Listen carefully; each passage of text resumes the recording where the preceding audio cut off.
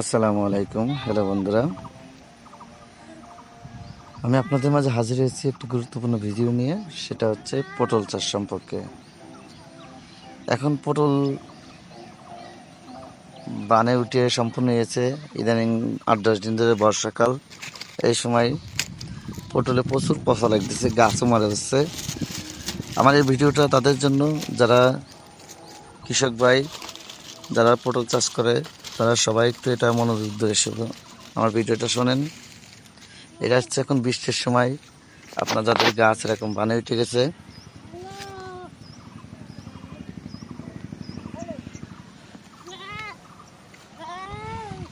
তারা যদি আপনার পচা তেল স্প্রে না করে, তাহলে পটলে এরকম পচে যাবে গাছ। পটলে পচবে, গাছ এরকম পচে যাবে, পুরো বই পচে যাবে যদি আপনি স্প্রেটা ঠিকভাবে না করেন। তাই আপনার যারা কীটনাশক বিক্রি করে, ওই দোকানে যে যোগাযোগ করলেই ওরা পচার তেল দেবে। বলবেন আমার ভুঁইতে পচার তেল লাগবে, এখন বৃষ্টি আসছে, অবশ্যই আপনাকে পচার তেল দিতে হবে। পচার তেল না দিলে আপনার গাছ এবং পটল এরকম আস্তে আস্তে পটল সব পচে যাচ্ছে।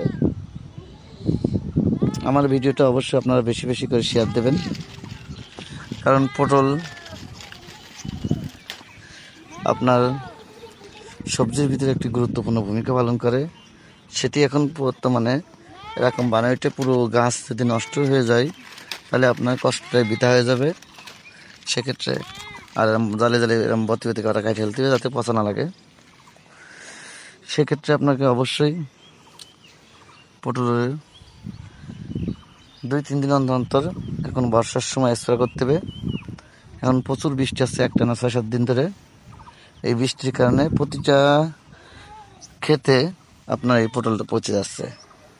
সেক্ষেত্রে এই পচাতে যদি আপনাকে টেকাতে হয়, তাহলে আপনাকে ঘন ঘন স্প্রে করতে হবে, তাহলে আপনার পটল পচাটা রোধ হবে।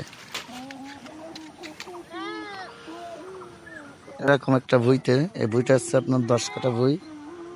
এই ভুঁইটাতে আপনি যদি পটলের চাষ করেন, নর্মালি প্রতি হাটে আপনার এখন দাম একটু কম, তারপরেও 4,000 টাকা 5,000 টাকা হবে প্রতি সপ্তাহে। এবং পটল চাষ একটি খুবই লাভজনক চাষ, যেটা আমি নিজেই করি। আমি 10 কাঠা লাগাইছি, পাশাপাশি অন্য টুকিটাকি কাজকাম করি। সেই জন্য আমি আপনাদেরকে বলছি, এই পটল বর্ষার কারণে 2 থেকে 3 দিন পর পর স্প্রে করবেন, যাতে পটলটা যাতে নষ্ট না হয়। ভালো থাকবেন, আবার দেখা হবে নতুন কোনো ভিডিও নিয়ে। অবশ্যই আমার পেজটা সাবস্ক্রাইব করতে ভুলবেন না। আসসালামু আলাইকুম।